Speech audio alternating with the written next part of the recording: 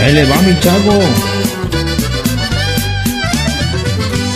Voy a contarles la historia de Santiago Sandoval,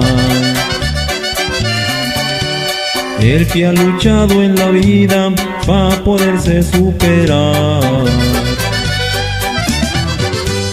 Desde chico trabajó con sus hermanos queridos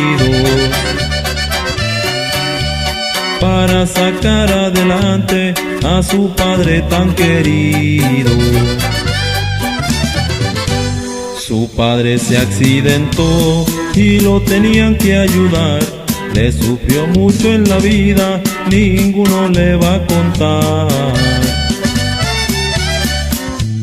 Y yo nomás les cuento lo que es. ¿A poco no, mi chavo? La suerte ya le cambió, hoy es feliz de la vida, con sus hijitos del alma y su esposa tan querida.